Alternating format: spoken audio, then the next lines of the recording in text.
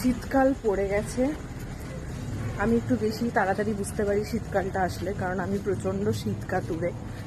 তো আজকে ডিউটি থেকে ফিরে একটু রেস্ট করেছি বাড়িতে, তারপর এখন একটু রেডি হয়ে বেরোচ্ছি। বেরোনোর কোনো প্ল্যান ছিল না, বাট বেরোচ্ছি।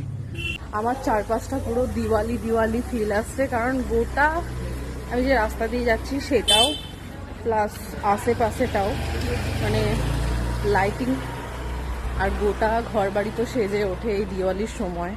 ভীষণই ভালো লাগছে। পুজো অলরেডি শুরু হয়ে গেছে, এটা ফিল করতে পারছি। তো যাই হোক, পুজো আর বেশি দেরিও নেই।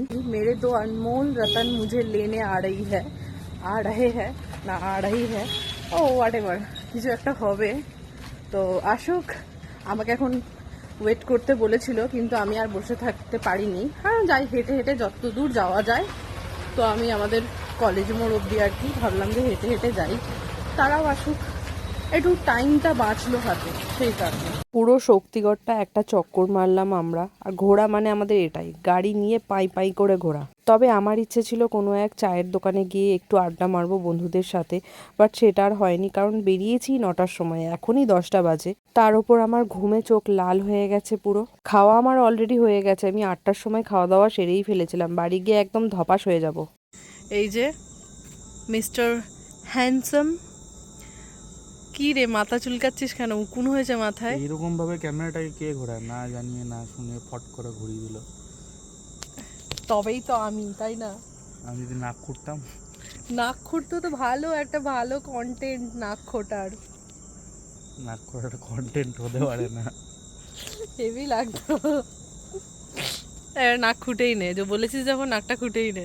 না না, আর নাক খুঁড়বো না। আজকে কি তুই আর কোনো ভিডিও করবি আজকে রাতের জন্য?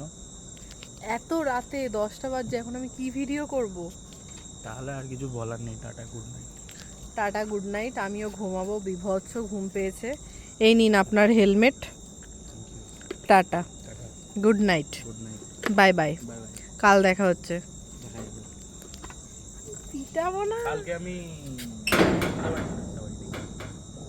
ও ওকে, চলো, তোমাদেরকেও গুড নাইট। ভিডিওটা এখানেই শেষ করছি।